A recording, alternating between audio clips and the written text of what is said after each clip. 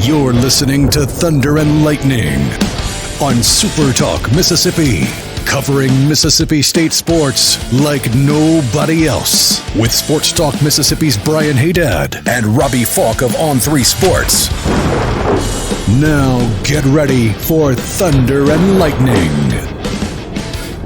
This is Thunder and Lightning here on SuperTalk Mississippi. Brian Hadad and Robbie Faulk here with you on a Monday morning. Thanks for joining us here at supertalk.fm or wherever it is that you get podcasts from. We appreciate you guys out there, our great listeners, especially our servicemen and women out there taking care of us. We want to thank our sponsors over at Strange Brew Coffee House and Churn and Spoon Ice Cream. Start your day the right way with a trip to the drive-thru over at Strange Brew Coffee House here in Starkville or at Brupolo over in Tupelo. Be a little weird, Robbie, if Brupolo was in Pluto. It would be a little weird. That's quite a distance away. Yeah.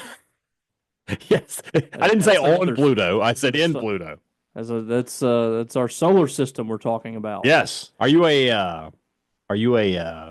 Pluto is a planet person? Yeah. Okay. You know, there's some people who say no.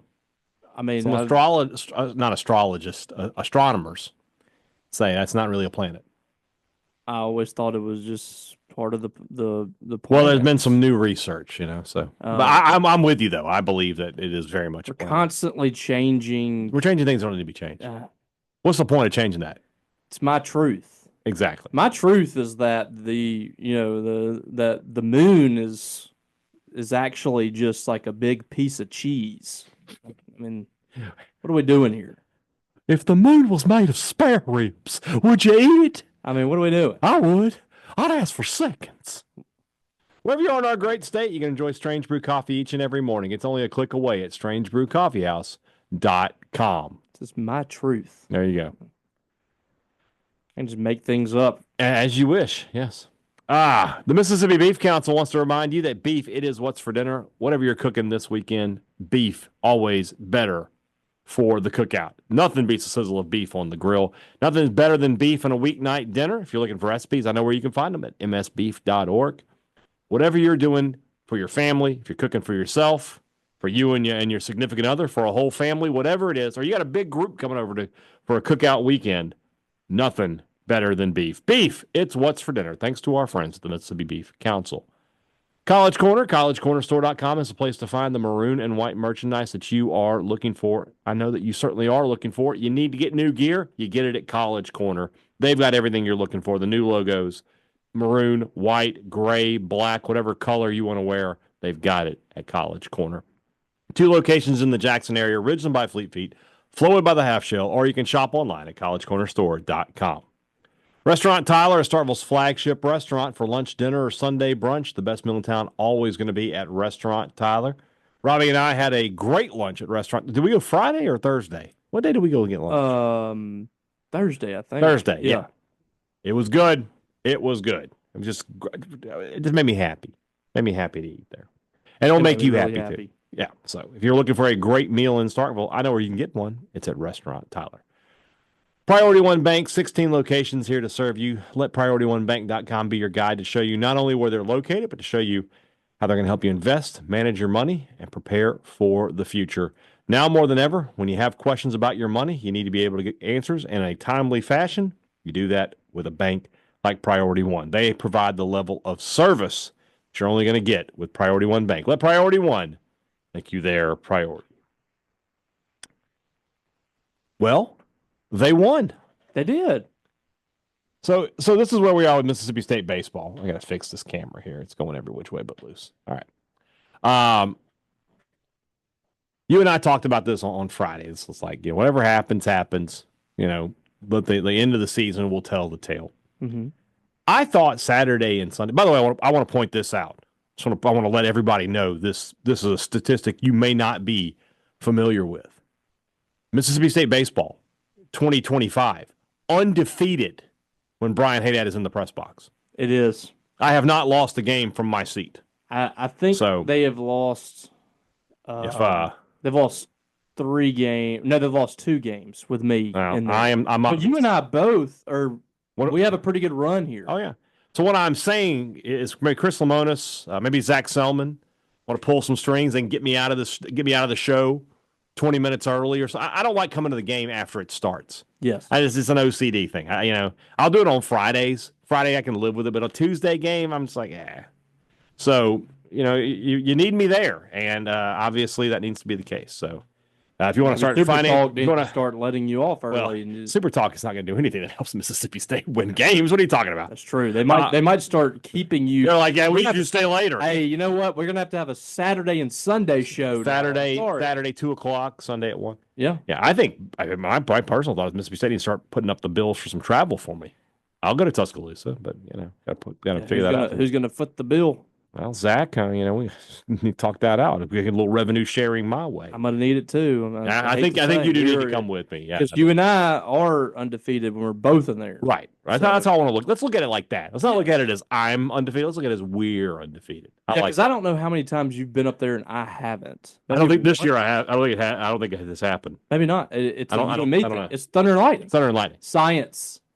Oh my God! The science is now spread. We have new science. Science is spread. We've got a lot of options here. A lot of opportunities. Oh boy! I thought State played the best 2 games of the season, Saturday, Sunday. Now, let's preface our remarks. That's not a good South Carolina team. And honestly, with Paul Maneri, an older coach there, look, I did get a kick. A friend of mine texted me. He was like, State just beat a coach that has won multiple national titles, right? I mean, he's pretty good. I think maybe only won 1, but whatever. I've just never really understood that hire. It didn't make any sense. In a new age of college baseball with the NIL and the portal, why would you not go young?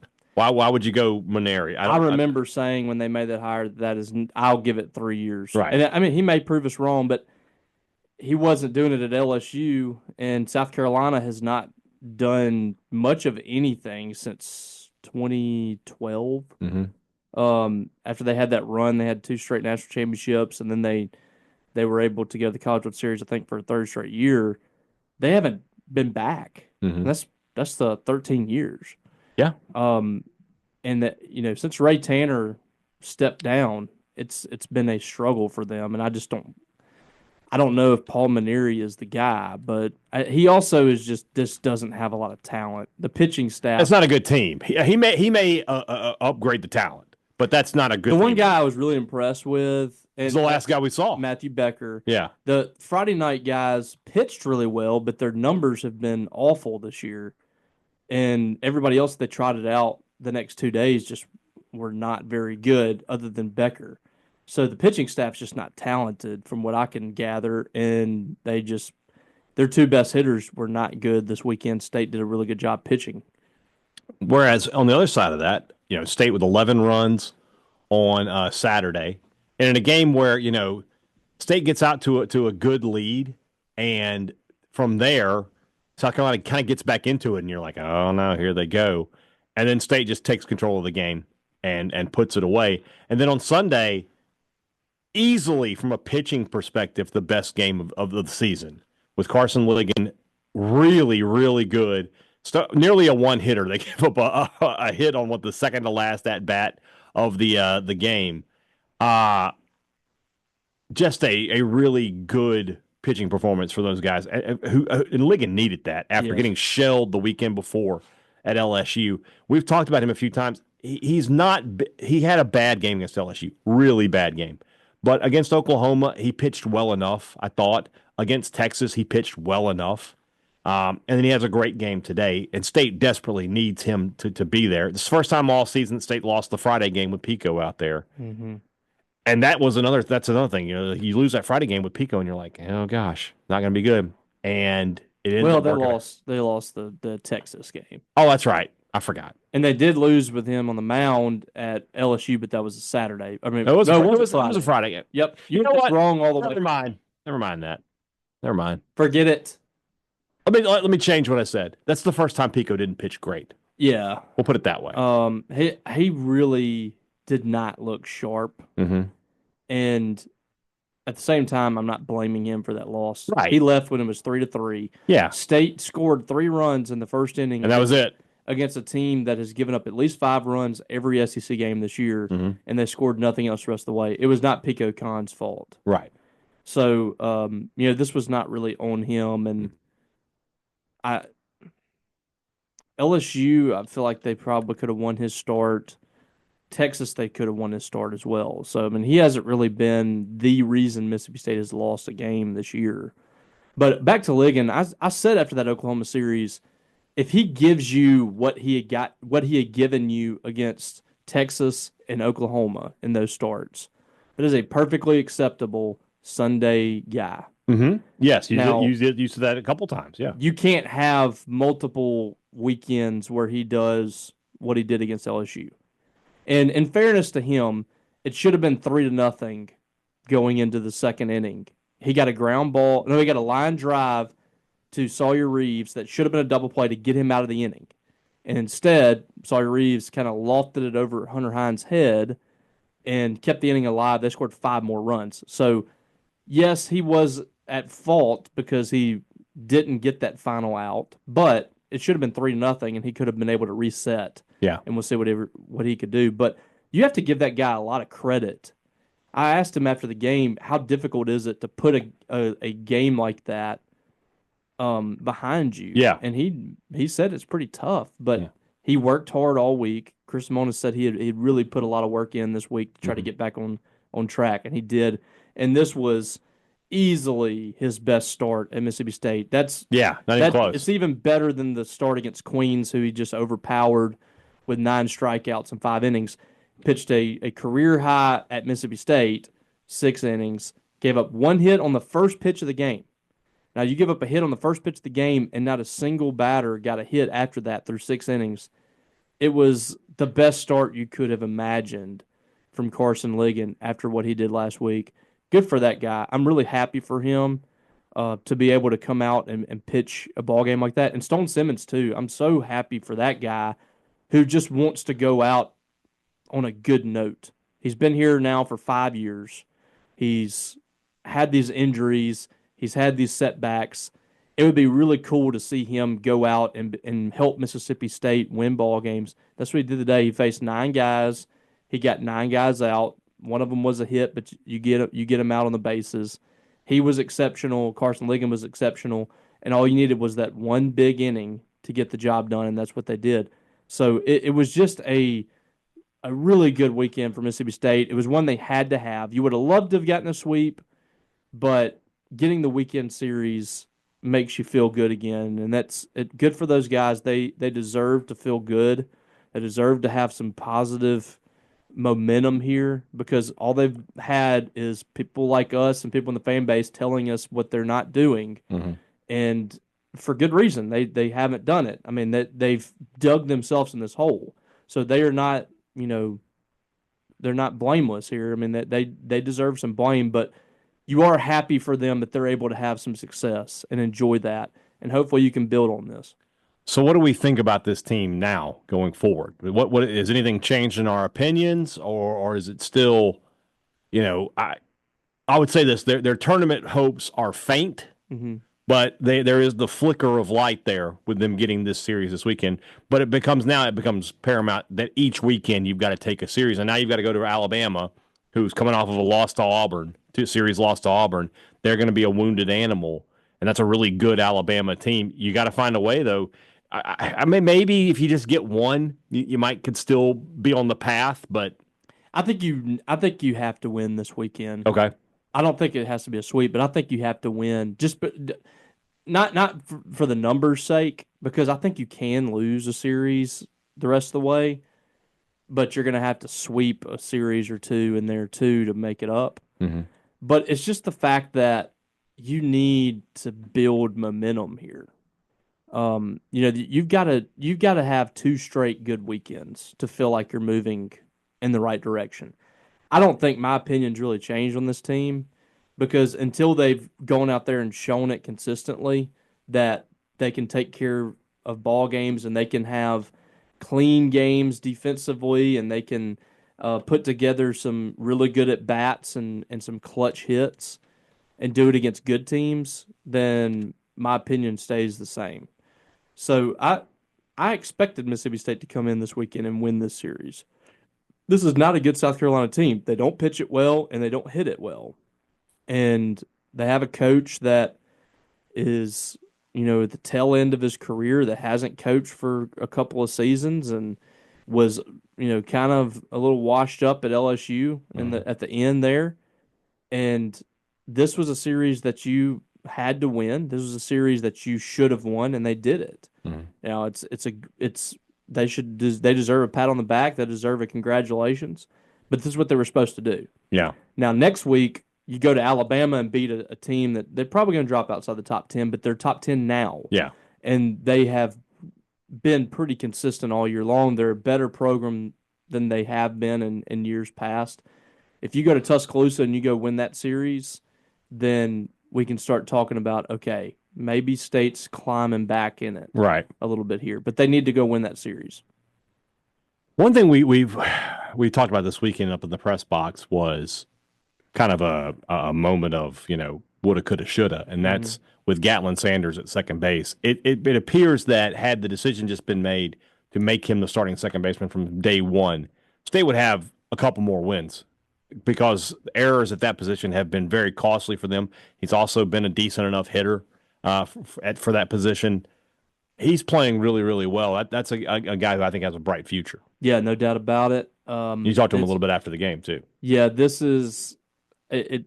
He has not made an error this season. Yeah, it's very frustrating knowing that. I mean, and that's what I was talking to Chris Simonis post game about. Like that position has led to big innings this year. LSU, they had a play at second base, I think, with 2 outs against Southern Miss that ended up leading to a run or two. They had a play there against it was one of the games in Houston. It has just killed them this year. And looking at it, I'm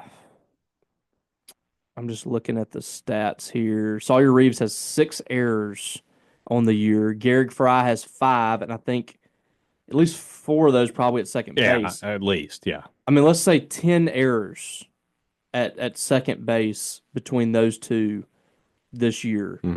And you're looking at Gatlin Sanders, and he's leading the team with a perfect fielding percentage. But he's also hitting well, too. It's not like you're just putting him out there and getting only defense. Yep. And on top of that, he is right behind Dylan Cupp and he's tied with Sawyer Reeves with 5 double plays, and Sawyer has had, I think, more opportunities. Yeah. And Cupp had a rough weekend defensively.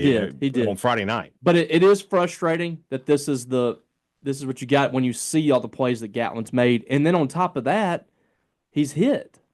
Like that's your best hitter at second base so far this year. He's put together great at bat after great at bat.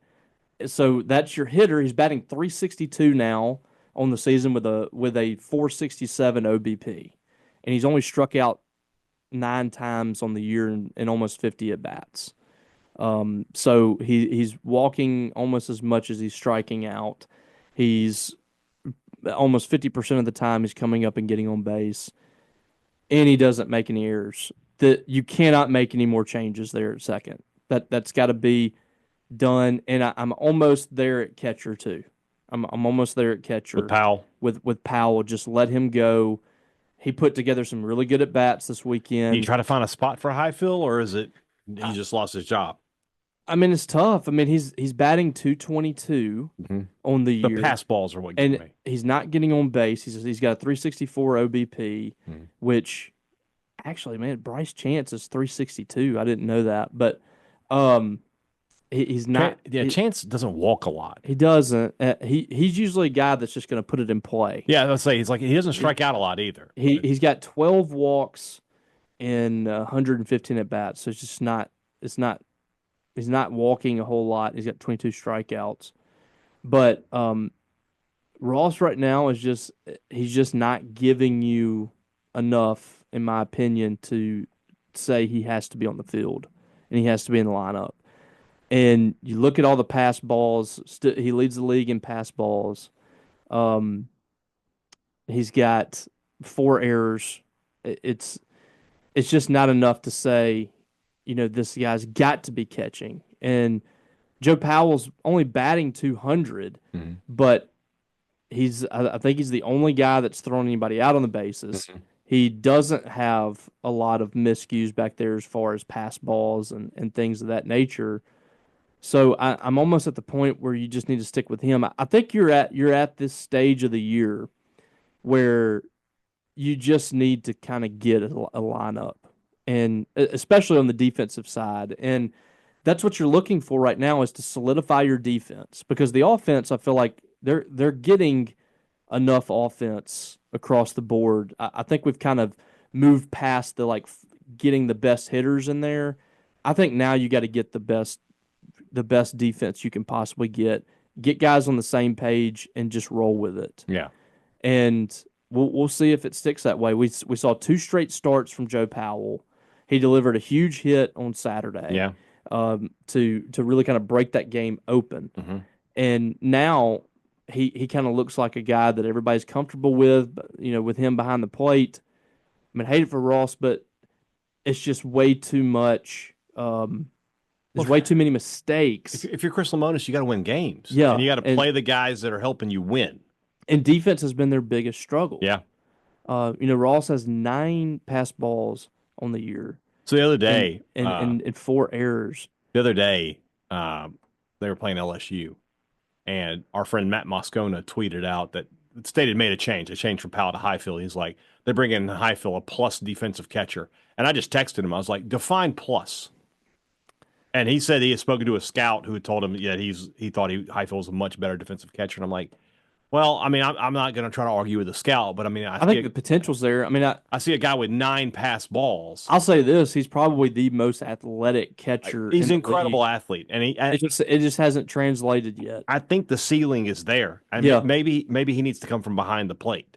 Yeah, I mean, maybe you give him a shot, but I mean that's the thing. Like at this point, it's a little. You kind of need to get settled. Like yeah, I think you can't do it now. I think we've moved past the whole looking ahead to next year. Yeah, I think we moved. I think I'm kind of at the point where Reed Stallman probably needs to be in the lineup every day. Yeah. Nolan Stevens has pretty much solidified his spot. Yeah, he's good enough. Yeah. And Bryce Chance looks like they're gonna stick with him. I don't think he's giving you a reason not to. So you kind of are at the point where you need to stick with the best lineups you can get. Mm-hmm. We saw an incredible play by Reed Stallman in the outfield yesterday. He's very capable of playing out there. Nolan Stevens is capable out there. You look like you've got your second base nailed down. Hunter Hines is at the point where he's putting together good enough at bats routinely that he's not killing you anymore, and he's a really good first baseman. Ace Reese is not really killing you. Dylan Cupp, he's had some up and down moments, but that's your shortstop. I don't think anything's going to change there, and his offensive approach has been really good this year. Mm-hmm. So it's really about what do they do at catcher? Do they stick with Powell there? Mm-hmm. And do they keep Reed Stallman in the lineup? And Reed Stallman hits the ball so hard, and he's good enough defensively. It's very hard for me to say you gotta change it out right there. I love Aaron Downs, and I was really pushing for him to get more playing time, but I'm at the point now I think Reed Stallman is the guy in the lineup. Yeah, I agree with that. So I think you've got your lineup. To me, I mean, and that could change this week, but to me, I think your lineup is Hunter Hines, Gatlin Sanders, Dylan Cupp, Ace Reese, Joe Powell behind the plate, and then Stallman, Chance, and Stevens. Yeah. Roll with that. With Sullivan, let those guys get some. Who's been great Sullivan's this year. been great. Yeah. Let those guys roll. And the more people, like, here's the thing, like, we talk about the defense. I think a big part of the defense's issues have been the fact that there's been so many changes. Mm-hmm. And even at first base, when they were in and out with Hunter Hines, I mean, that takes time for those guys to get on the same page. Agreed. And you have a certain connection between the middle infield, between the shortstop and the second baseman. Mm-hmm. And when you start to get that, I mean, I think back at, Brett Pirtle and Adam Frazier, who might have had the best season for a middle infield in Mississippi State history in 2013. Mm-hmm. Those guys were thinking the same thing.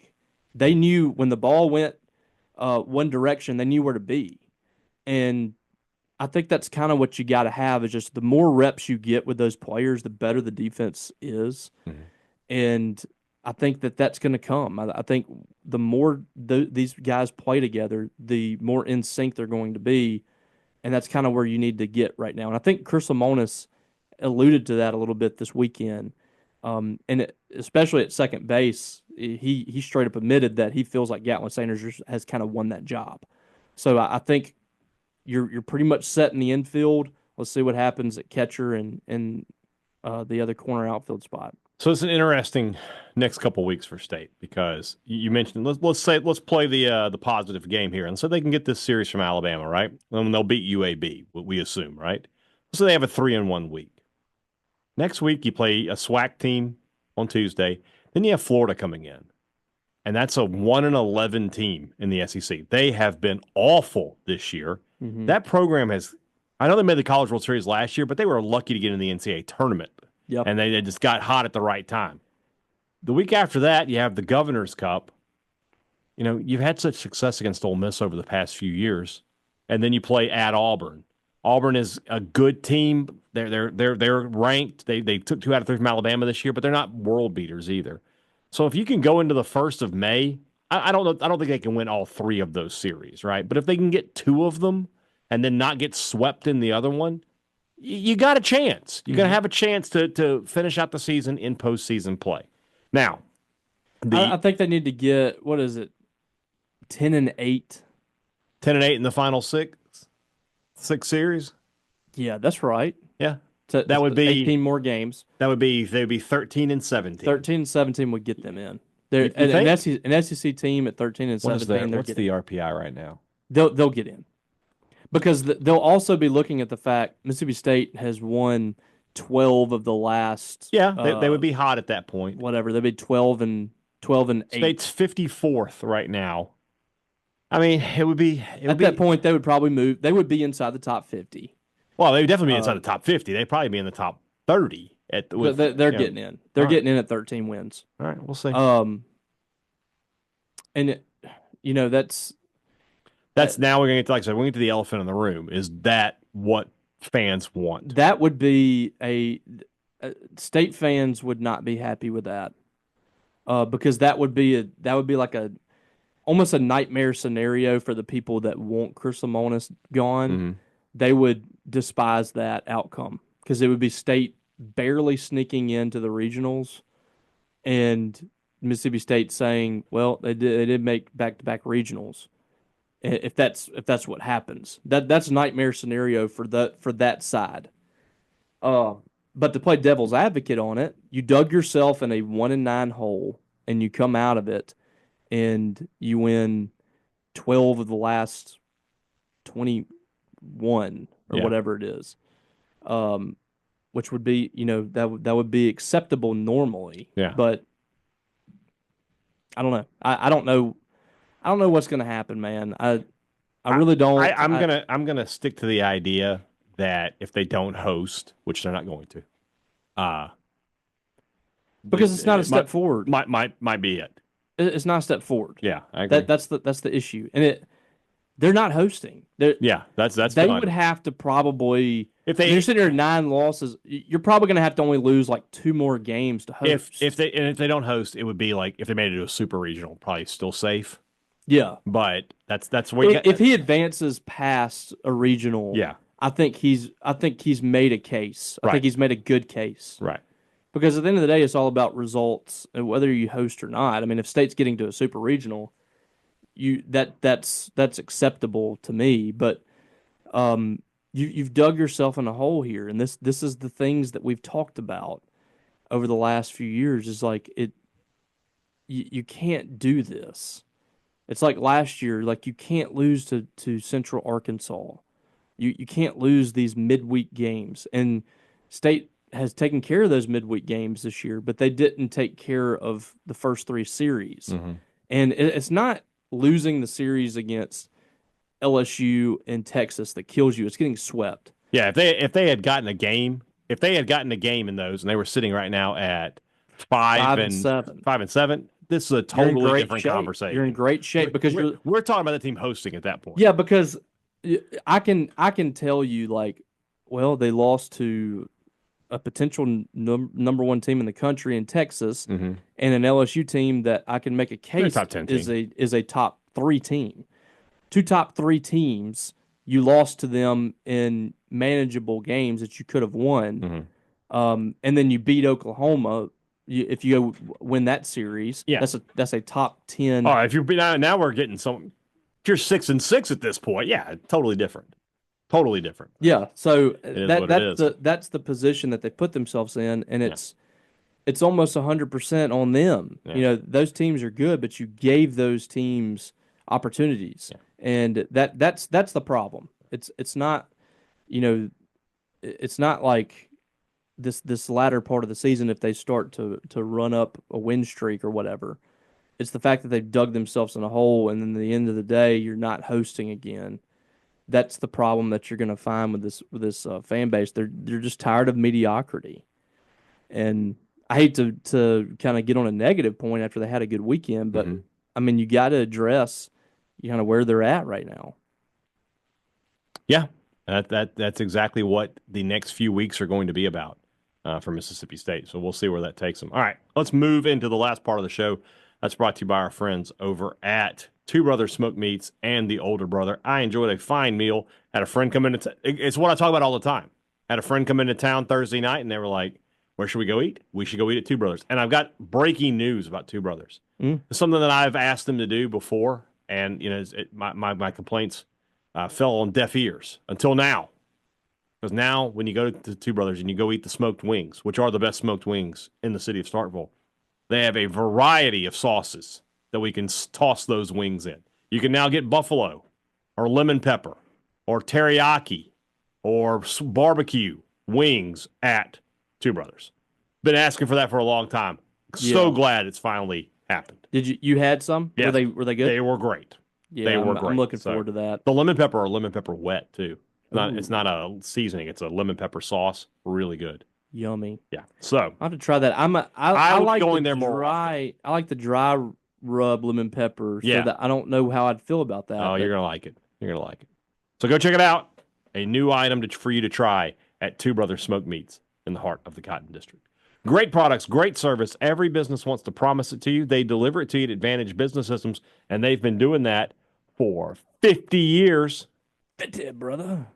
When you need technology for your business, when you need a new copier, a new printer, anything along those lines, then you need Advantage Business Systems. You need someone who's going to take care of you. You're going to need somebody who understands service after the sale and somebody who has been working for their customers for 5 decades. So next time you need something like that, you know the number to call. It's 601-362-9192, or you can visit them online at absms.com. Find out how Advantage Business Systems will help your business do business.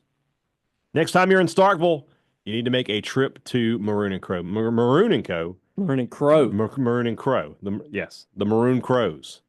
They were a hippie band back in the day. Yes. Anyway, you need to head over to Maroon & Co. and get yourself some new gear, some new pullovers, new hoodies, new T-shirts, whatever it is. They've got it at Maroon & Co. Everything maroon and white, the best selection in Starkville.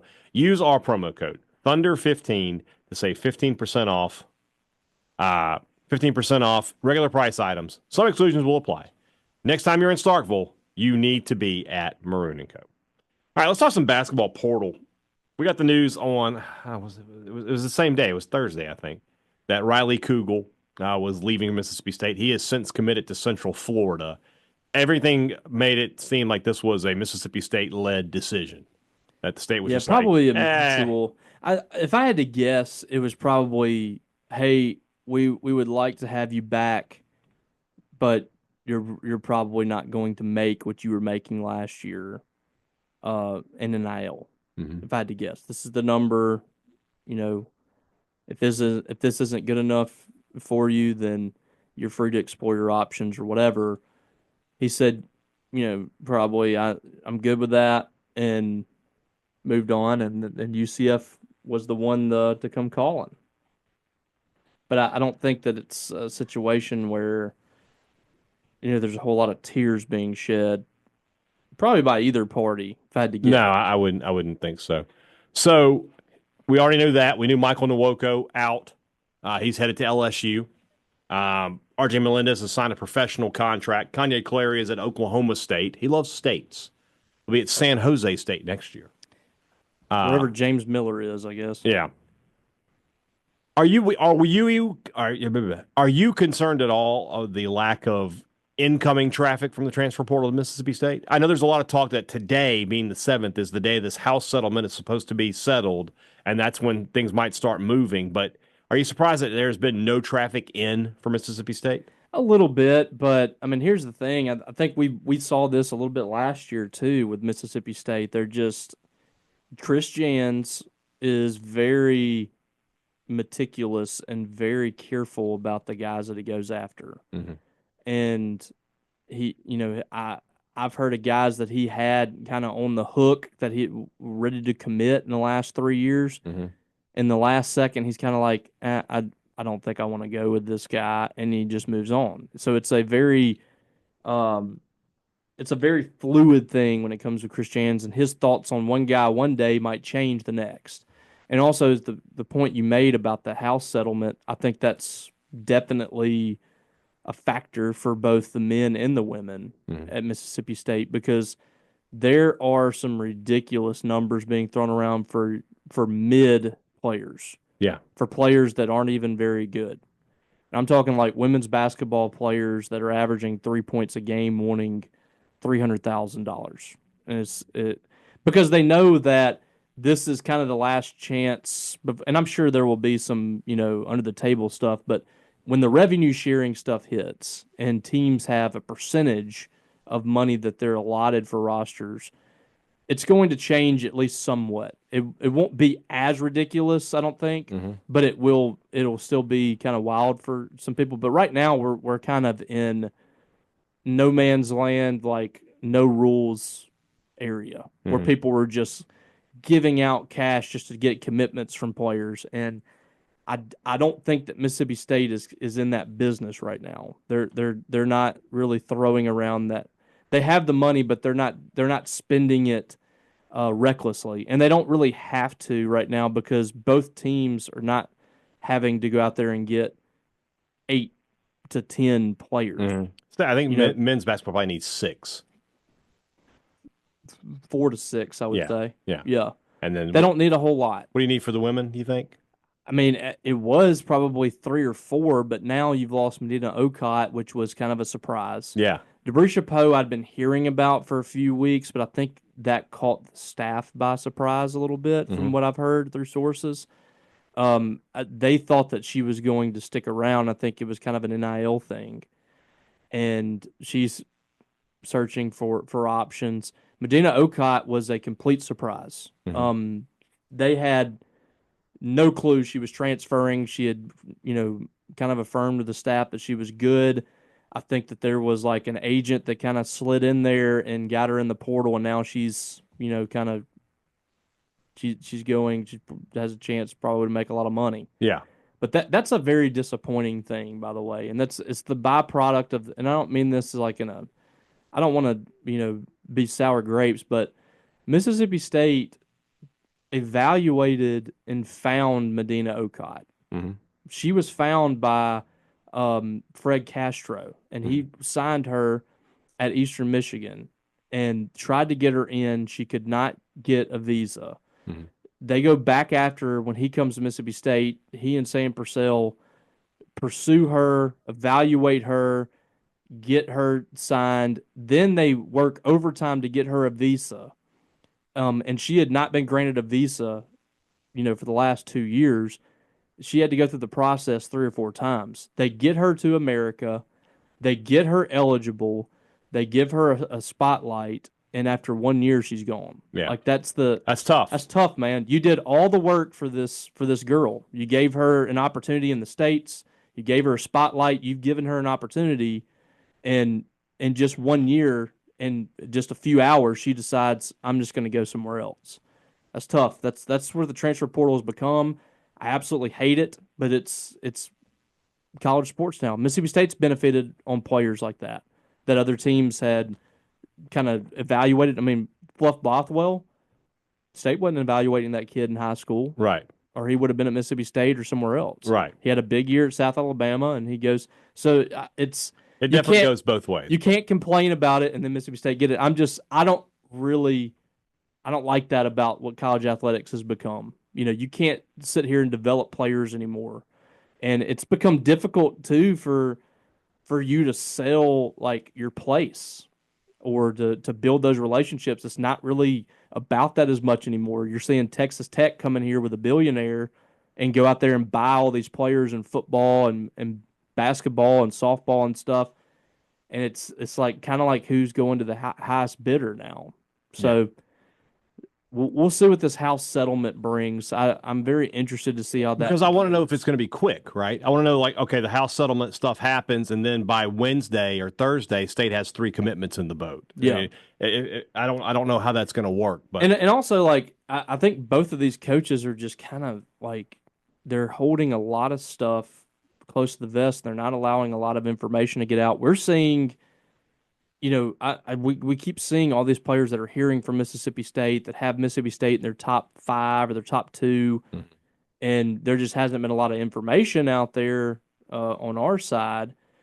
And so I don't know what's going on behind the scenes because a lot of that information appears to be kind of kept close to the vest and not getting out. So, they could have some people ready to pop. Yeah. I don't know. Well, I think I would be shocked if there's not some news this week from Mississippi State in a positive way where they pick up a transfer portal commitment or two. I feel like something's going to happen this week.